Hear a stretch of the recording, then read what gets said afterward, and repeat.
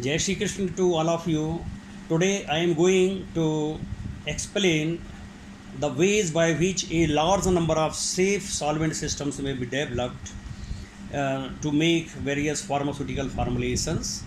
Today I will discuss the use of additives which are used in injections and how can we employ these injection additives for solubility enhancement. In mixed solvency concept, as all of you know, that each and everything present on the earth has got solubilizing power. So whatever the additives are there which are used in pharmaceutical formulations, they also might be having solubilizing power for solutes.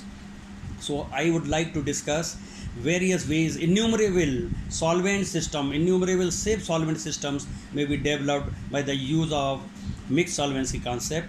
How? So example will be given for injection. Suppose you want to develop aqueous injection of poorly water soluble drug. So you should think that you should employ various additives which are used in making injections.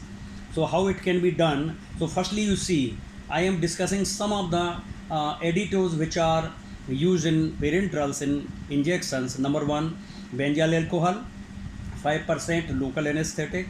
Number two, PG 4000, 3% it is used in injection as suspending agent. Number three, sodium citrate, 4% is used as buffering agent in injections. Number four, benzoic acid together with sodium benzoate up to 5% as buffering agent. Number five, theophylline, up to 5% it is used as stabilizer. Stabilizer means against precipitation. Then number six, propylene glycol, up to 50% we can use propylene glycol which is used as solvent in injections. Then glycerine up to 25%, then as of course it is used as solvent. Then ethyl alcohol up to 49% it is used in solvent as solvent. PG 300 which is liquid at room temperature up to 50% as solvent. These all examples are from the theory and practice of industrial pharmacy by Lakeman. From this book I have taken these percentages of various additives which are used in parenterals. Now there are also other additives which I have not written here, but I will utilize these only. We will utilize these additives for making innumerable safe solvent systems. Now there are some other additives which are also safe in injections, and they are given in inactive ingredient guide. Number one, HP beta cyclodextrin up to 10% it is safe in injections. Number two, Pulaxamar 407 up to 15% is used. Of course it is a emulsifying agent, and HP beta cyclodextrin is a complexing agent. So these are the additives which are employed in injections. So we will take utilization of these additives, the solvent power of all these additives for solubility enhancement. Means all solids also possess solubilizing power. So all these additives will possess solubilizing power. Suppose we have to make the solvent systems using these additives, what we will do, I am giving some examples. So now firstly you see blend A. I will discuss 8 blends. By permutation combination, we can make several in these you will say the solvent systems, different solvent system. A, benzyl alcohol 5 ml, sodium benzoate 5 gram, theophylline 5 gram, propylene glycol 5 ml, and in water for injection up to 100 ml. So this contains 20%, you will say, the ingredients. So this is one of the blend. It will act as solvent for solubilizing some of the water insoluble drugs.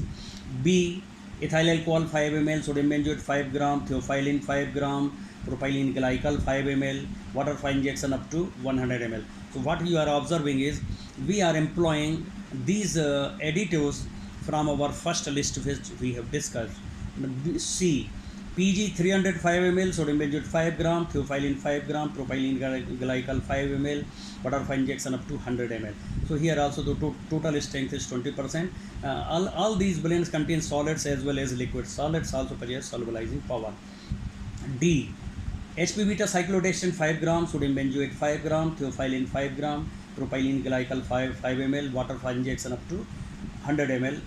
This also contains 20% of the dissolved materials or dissolved, you may say, the additives.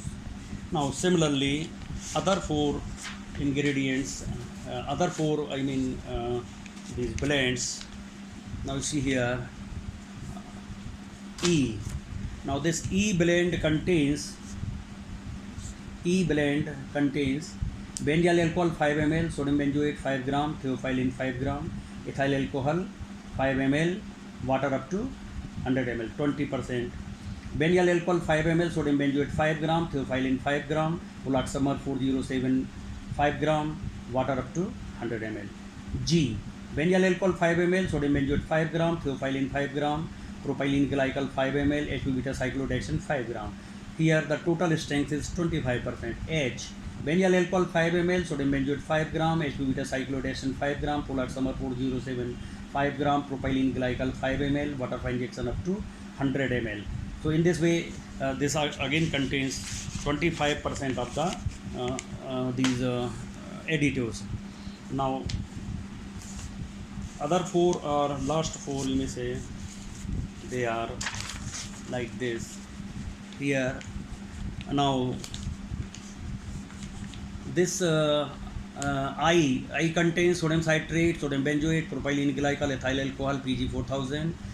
Then J, K, L, these all blends, they are visible in this. And of course you see, if you want to have example of by name of the drugs of which the solubility has been increased by mixed solvency concept, please refer my RKM lecture series 12. It gives more examples for this.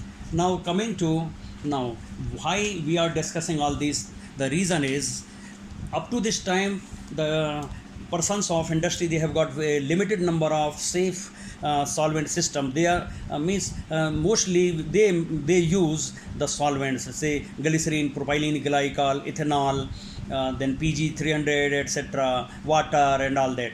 But I am giving such an example where you can have innumerable safe solvent systems.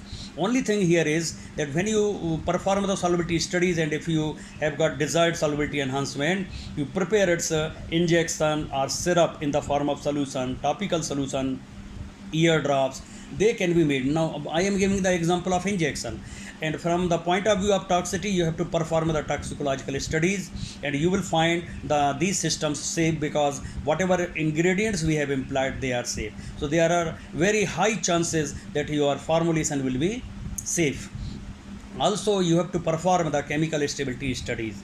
Now the applications of this mixed solvency concept to make innumerable safe solvent system. Now what can you do? Now you may do one thing. If you already make a safe solvent system and then you perform the extraction of active constituent from herbal powder, then you can directly convert it in the form of syrup after adding some sweetening agent, flavoring agent, coloring agent, etc.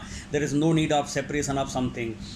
Then what you can do more, now in pharmacological studies, sometimes the researchers, they use DMSO to dissolve the water insoluble drug, and DMSO is very toxic liquid or toxic solvent that can be replaced by safe solvent system. In this way means what they can do for toxicological studies of water insoluble drug, particularly to make their solution, they can employ the safe solvent system. Okay, sometimes they use suspending agent, they make suspension, but there are chances of disproportionation of dose. But if they make solution, then of course these chances of disproportion, they are nullified, means they are neglect, or they are neutralized, you may say, whatever you may say. Now I am telling you that sometimes forcefully they have to use DMSO for dissolution of such drug. So they should not use DMSO. They can use these safe solvent systems, and then they should perform their pharmacological studies. So it is very useful for pharmacological action of drugs. Okay, then please, of course, you read RKM lecture series 12, which gives the examples of drugs of which the solubility has been employed by mixed solvency concept. Then and here only what you are doing here, one advantage, in place of using a large concentration of single solubilizer may be a co-solvent, it may be a complexing agent, it may be a hydrotropic agent, it may be a you may say surfactant, like that. So there may be toxicity of these solvent systems or solubilizers. So in place of high concentration of single solubilizer, we are using a concentrated solution mixed solvent system, which is safe, and if there is solubility enhancement, now they will prove rather safe, because they contain a large means several solubilizers in smaller concentrations. So this is the main advantage of mixed solvency concept. Now if you have any question, please ask me, and if you have any doubt, or many, you please send it to others also. Then two more things I have to take. In addition to these additives, you can also employ nutraceuticals, because they also might be possessing solubilizing power. You may employ non-essential amino acids as for solubility enhancement, and so on and so forth, like this. So there are so many things to say. Okay, now Jai Shri Krishna.